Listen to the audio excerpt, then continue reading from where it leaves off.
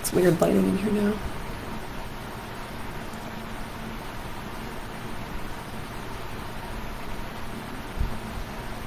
All right, good afternoon, everyone. This is Attorney Catherine Henry, and I am the founder of the Restore Freedom Initiative Constitutional Amendment Petition. So I'm doing this video to dispel or explain two of the most commonly heard misinformation points spread from various individuals these days. One concerning whether this is a general revision requiring a constitutional convention versus an actual constitutional amendment, and one that this is a because we passed the original goal that we had to turn in signatures by July, and it says on there the piece that we are going to put this on the November 2020 ballot, that somehow means all the signatures we've collected to this point are invalid and we'd be starting over. Both of those pieces are false, and we're going to talk about those now. So to get into the first one, it is the misinformation piece, or the false piece, saying that this is not a constitutional amendment under Section 2, but rather this is a Section 3 general revision of the state constitution, which would require a constitutional convention. Some people have looked at the number of words alone and said, oh my gosh, this is so lengthy, it is not, it's not an amendment, it's a constitutional, it's a general revision to the Constitution, and it's going to require a constitutional convention. First of all, the direct number of numbers, the number of words doesn't matter, but let's just put it into context. The Voters Not Politicians constitutional amendment that was proposed and on the ballot in 2018, which I did not vote for, it actually added 4,834 words to the state constitution. Added almost 5,000 words. So my petition, which is this page, which of course is the signature page, it is this one sheet and this sheet and this sheet. So it's 3 sheets of language. You'll notice on here that there's language that has a strike through on it. Well, that's language that I have to include for purposes of the petition, but it is language that will be removed from the state constitution with the passage of this constitutional amendment. So that's going to make it look longer than it is, because it's actually, not only is that not being actually added, but that's actually the amount of words being taken out. Also, look at the font to see, is it something that looks like it's normal font, so to speak? So there's only an uppercase letter if it's the beginning of a sentence or a proper noun. Otherwise, it's lowercase letters. If that's the case, that's part of the Constitution that's staying as is, and the law requires me to include that part as long as I'm changing anything else in the entire section. So, for example, there is a part in there where I'm literally only changing one word, but I have to include a ton of words that are staying the same, as well as showing the other words that I'm taking out, because that's what's required. But that whole section, I'm actually not adding any net words to it, because I'm removing more words than I am adding. So the only words that I am adding are the ones that are in all caps. So those are the words that I am adding. So if you look at the number of words that I'm taking out and the number of words that I'm adding, it is just over 2,000 words, which is far less than the Voters Not Politicians language that was approved and went through the whole rigorous process with the Michigan Supreme Court, which rendered a decision on July 31st of 2018 saying that it is not a general revision, that even something as lengthy as that, which is far more lengthy, more than twice as lengthy as what I am proposing, that is still considered a constitutional amendment. So, with that in mind, I'd actually like you to take a look at that particular case, the one from 2018 that was decided on July 31st. You can find it if you're looking for the citation at 503 Mich 42. And it was docket number 157925. The interesting thing is that those who wrote this decision, the justices involved in that decision, were Markman, Zara, McCormick, Viviano, Bernstein, Clement, and Wilder. The only justice who's not on that court currently is Wilder. So it's a pretty good indication of where the court would rule today, or how they would rule today. And so Viviano was actually the author of this particular decision that the others joined into. So there's a couple of key things that I wanted you to talk about, okay, or wanted you to look at when it comes to what a general revision is versus what a constitutional amendment is.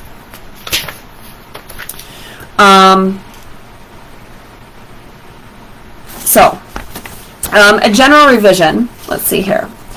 In order to be permissible, a voter-initiated amendment, which is what this whole thing is done with, and it says, it explains the different provisions that would be amended in this, right here. This is the Restore Freedom Initiative petition. In order to be permissible, it must propose changes that do not significantly alter or abolish the form or structure of the government. The form or structure of government in a manner equivalent to creating a whole new constitution. This does not alter or abolish the form of government. The main form of government with the three branches and each having their particular roles, all of that remains unchanged. It just clears up any blurred lines between them, but the form and the structure of government is actually remaining the same. This case also then points out that even with those almost 5,000 words that were being added, this Voters Not Politicians proposal did not substantially change the powers of the three branches of government when compared to where the people placed those powers in the 1963 Constitution. So again, that's the same thing that happens here. I have not changed the powers of the three branches of government, and I'm not taking powers from the a large amount of powers. I'm not actually taking any powers away from the judicial branch and giving them to, say, the legislative branch, or away from the legislative branch and giving them to the executive branch. I'm not moving those powers. In fact, I clarify that those powers cannot be moved or shared in any way. Then we could see that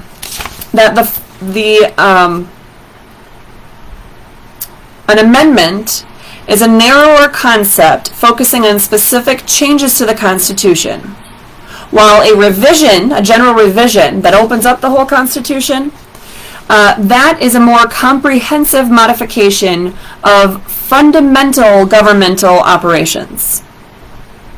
I'm not changing any of that.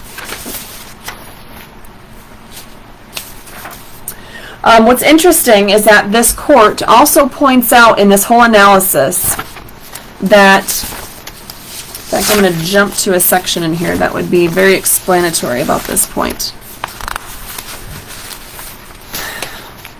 This particular issue, having a case, deciding on a case whether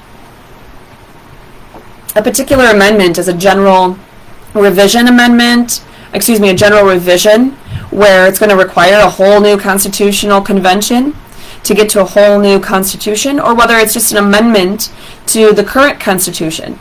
That question gets to the very point and nature of sovereignty, republicanism, and democracy. It gets to the heart of those things. Nature of sovereignty, republicanism, and democracy. And remember, We are guaranteed a Republican form of government in our U.S. Constitution, Article 4, Section 4.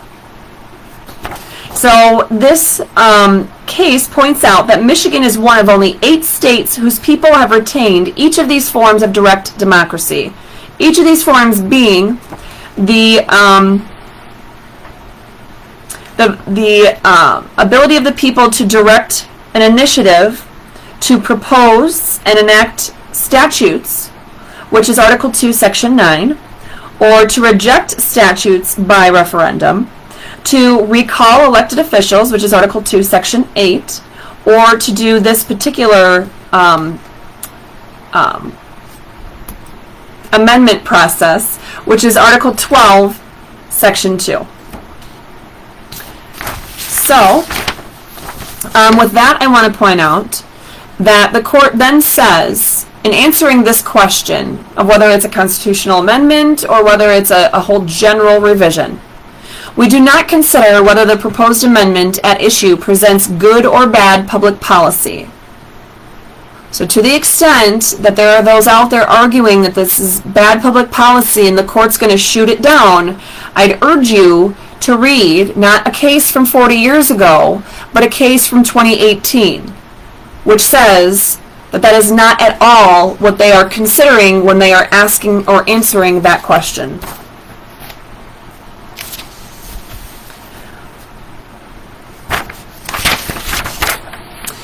Also, the whole point of having this this tool of direct democracy, in fact, those tools that were pointed out just a moment ago, the whole reason why we have those, why we retained the power to do all of those things, was because we have a popular distrust of the legislative branch of our state government.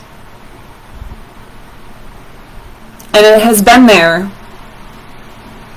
for years. So there is a popular distrust of the legislative branch. All the more reason when I'm including into the very language of this constitutional amendment things like we have to have roll call votes. There's enhancements to the open door requirement for sessions of legislature. We are requiring the language of the bills to be written by the legislators themselves instead of some unelected attorneys. There's significant enhancements and protections for concepts of governmental accountability, accessibility, and transparency. Those go to the very notion discussed here that our whole constitutional framework for our state constitution as it currently exists reflects the popular distrust of the legislative branch of our state government. So, in the past, with prior decisions, you looked at the quantitative nature and the qualitative nature of the proposed amendment to determine whether it was in fact a general revision or just an amendment. So the determination back then depended on not only the number of proposed changes or whether the wholly new constitution was being offered, but on the scope of those proposed changes and the degree to which those changes would interfere with or modify the operation of government. That's the standard that those so-called experts are trying to tell you means that this constitutional amendment is not going to be deemed an amendment. It's going to be deemed a general revision and thrown out. The court's never going to allow it to hit the ballot. However, if they would continue reading, they would find out that this is the old standard that the Supreme Court of Michigan in 2018 completely rejected and rebuked. And we'll talk about that in a minute. So that's not the standard anymore. So here the court says that revision, a general revision, which this is not, implies a re-examination of the whole piece and a redraft without any obligation to maintain the form, scheme, or structure of the old government. Well, that's clearly not what's happening here. It maintains the form, the scheme, and the structure, and it simply strips away all the excess, all the loopholes, and allows us to return to a government of the people, by the people, and for the people.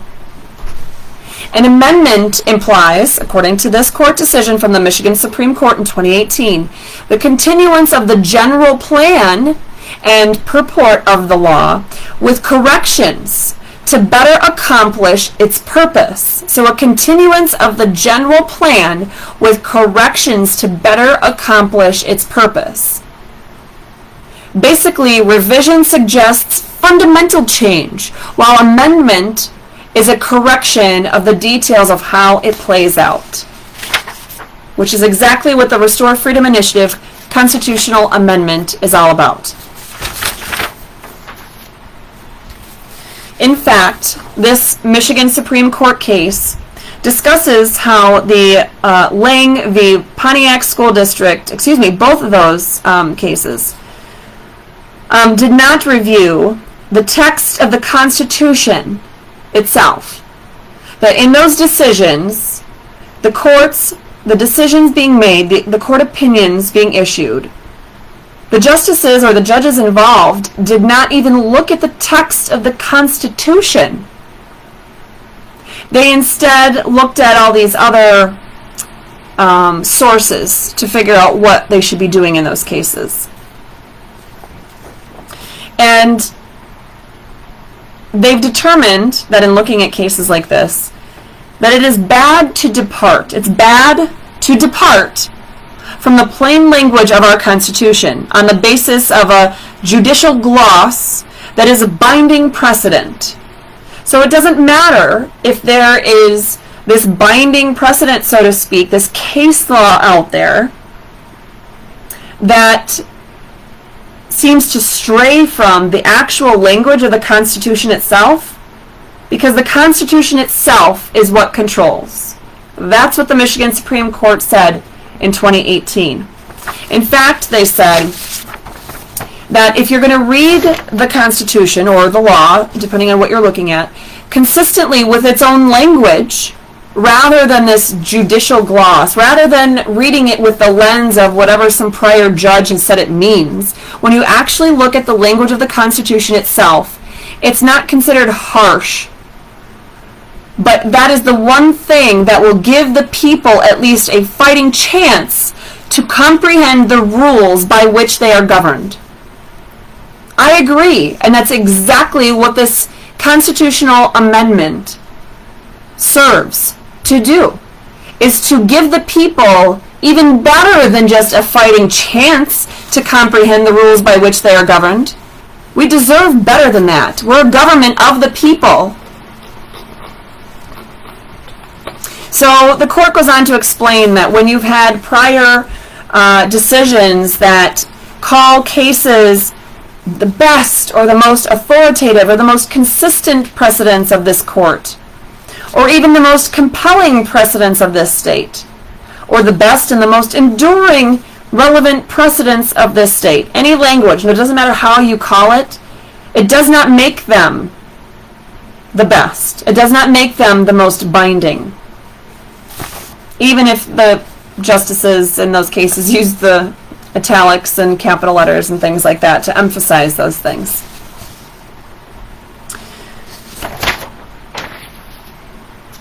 The court also says that the effect of this provision, meaning the initiative provision in the state constitution, allowing us to do initiatives to have constitutional amendments.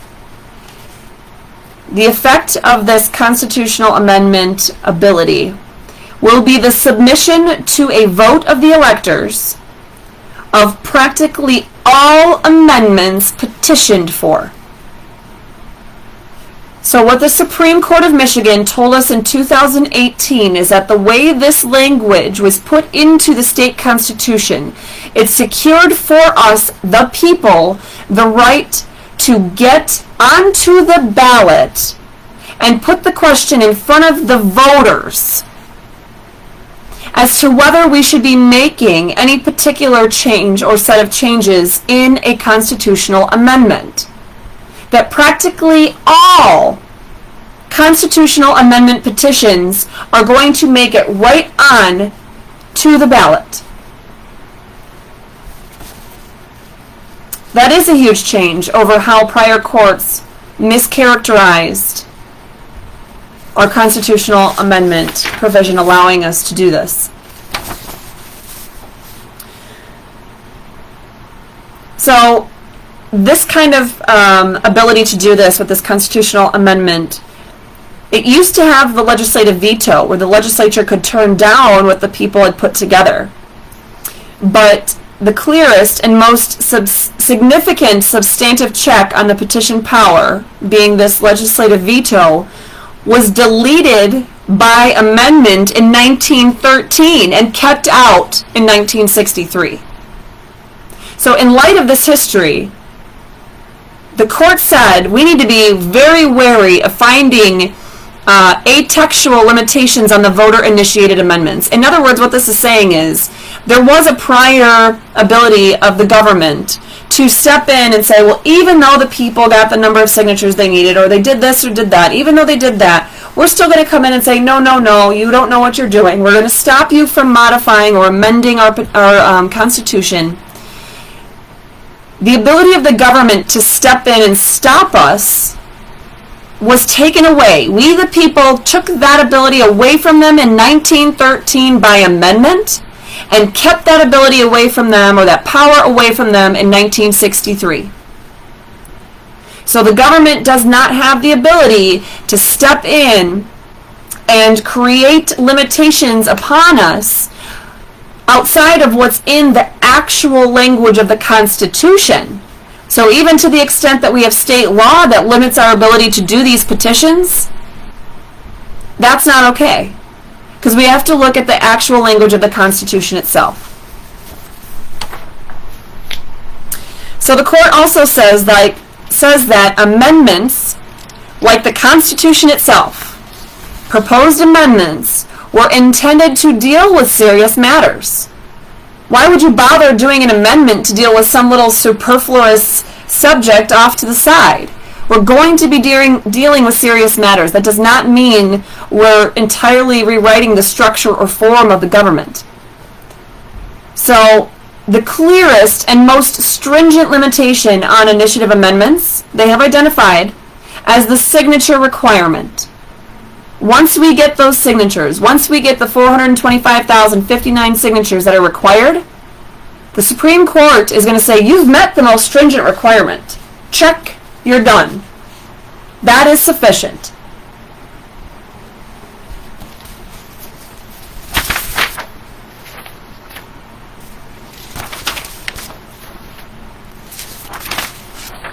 I realize I did not give you the name of this case. I gave you the citation, which I can give to you again. The citation, this is the July 31st, 2018 Michigan Supreme Court opinion, which is found at 503 Mich 42.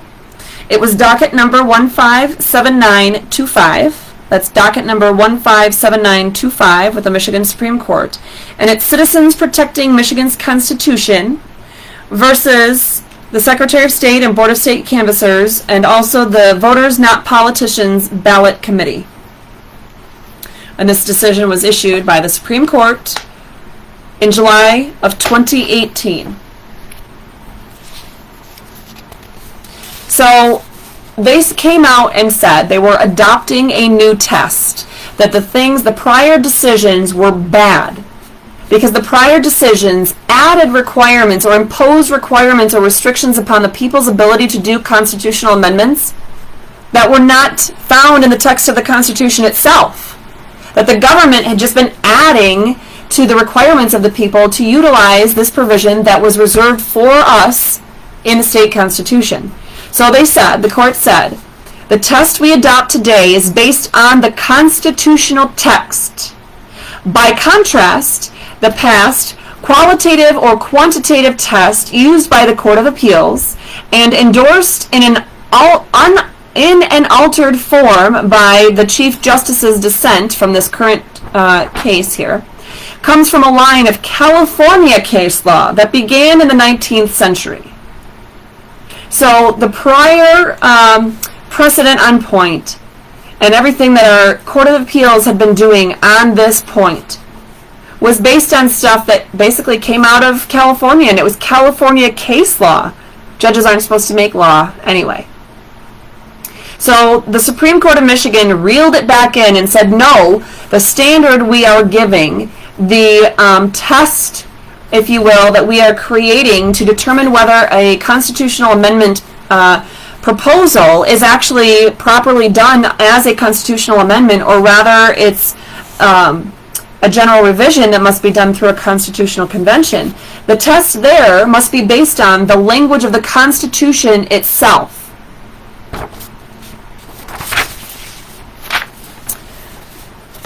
And with that,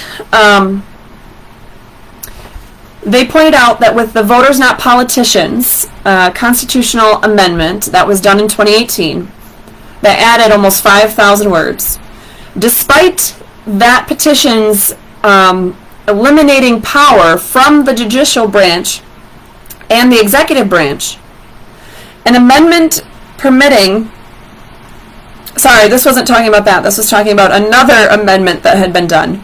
So another amendment that had eliminated power from the judicial branch and the executive branch, it was relating to permitting indeterminate criminal sentences. It was the people's exercise of a right inherent in them to adopt a constitutional amendment taking away from or adding to the powers of either of the departments of government. So, let me reiterate that they said, the Michigan Supreme Court said in this 2018 case, that the people were exercising their right inherent in them to adopt a constitutional amendment which takes away from or adds to the powers of a particular department or branch of government. In fact, it would be difficult to imagine, the Supreme Court said, many amendments that leave the proportionate powers of the branches completely unchanged. They can't even imagine that being the case.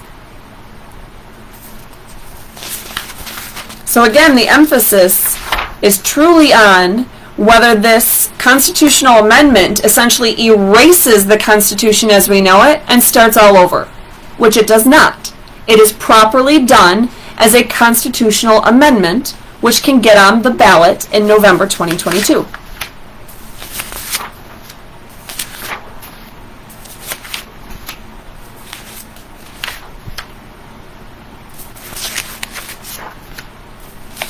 The court also said that the proposal is only in jeopardy if the changes are equivalent to the creation of a new constitution. They came out and said that.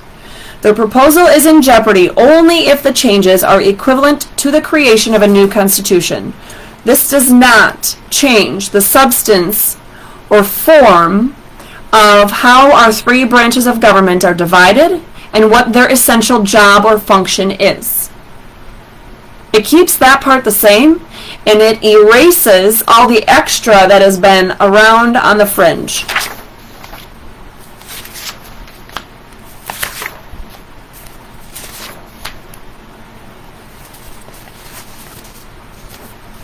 The court also noted that the voters have approved in the past various amendments creating commissions or affecting the powers of government at various levels and branches of government.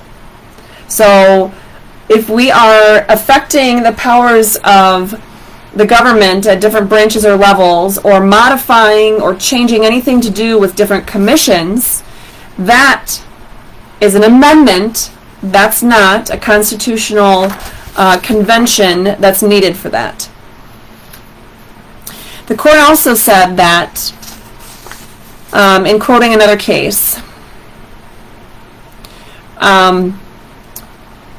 so even when there is a significant change in the present system of government, it does not, however, deprive the executive branch of a foundational power, and as a result does not constitute a revision of the Constitution.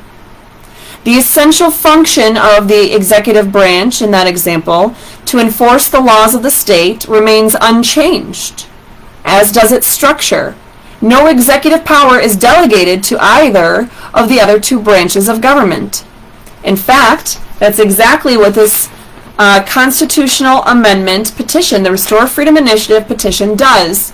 It is restoring or clarifying that separation of powers that's pointed to here. It's not delegating any powers that properly belong with one branch over to another. It's reining any of that back in to say, no, if it's a judicial power, it belongs with the judicial branch. If it is a legislative power to make regulation upon the people or to create public policy, that belongs with the legislature alone.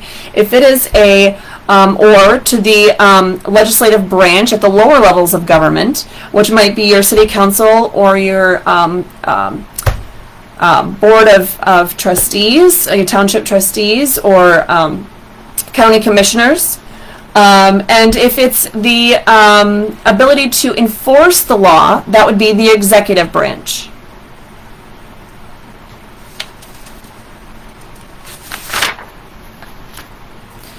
So, the court pointed out in this 2018 case, the Michigan Supreme Court pointed out that they, the Michigan Supreme Court, are stewards of the people and must faithfully abide by the decisions that the people make through the laws they adopt. They accomplish this, the court accomplishes this, by adhering to the plain meaning of the text of those laws, or in this instance, the constitutional provisions. We have to look at the text of the Constitution and what limitations are in that Constitution. So with that being said, I'd ask you to keep in mind that this is not a constitutional general revision that requires a whole constitutional convention. It's not opening up the Constitution for any additional changes or anything. This will literally make it to the ballot to be a yes or no question. Do you want these proposed changes to limit the government, to protect even further the rights that were given to us by God? Do you want to erase the barriers between us and the government so that we can restore it to a government of the people, by the people, and for the people? If you do, then you would vote yes.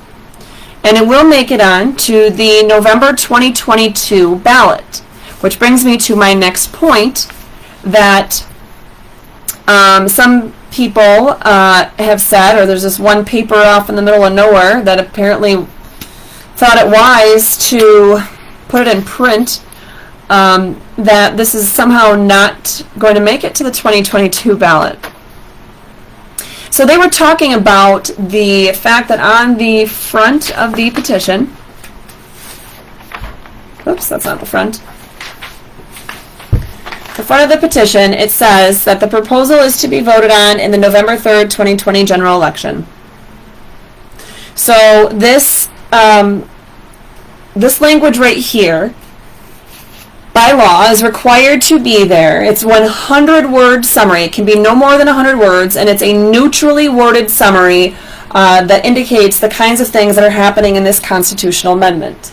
So this is no more than 100 words, and it is neutrally worded, and it does summarize what's happening in this amendment. The words the proposal is voted on is to be voted on the November 3rd, 2020 general election is not part of that summary. In fact, that was just gratuitous informational language put in there to give additional information. It's not a legally required piece of any of this petition whatsoever. In fact, it is not in the language of any of this Constitution at all. It's not part of the amendment at all whatsoever. The language of what date it'll appear on the ballot is not on the amendment, and nor is it a requirement to be part of that. So that date that's printed on there, it's not in the summary, it's not in the actual text of the amendment itself, it's not in the has no bearing on the text or even on the purpose of the amendment. The purpose of the amendment is still the same, whether it got voted on in November 2020 or November 2022. And like I said, it was for informational purposes only, and it wasn't required. When you look at those factors, it's clearly known as a de minimis change. It is simply the date upon which it will be voted upon. And de minimis changes are granted or accepted or approved all the time at levels of like the Supreme Court when it makes it that far. But the Board of State Canvassers themselves approves de minimis changes on a regular basis. Because if it's not affecting the actual language of something, if it's not affecting the purpose or the text of the amendment itself, then it's as though there was a typographical error and they were allowing the correction to actually make it to the ballot instead of the typographical error. The people of the state of Michigan have the right to initiate these petitions, and we're not required to be perfect.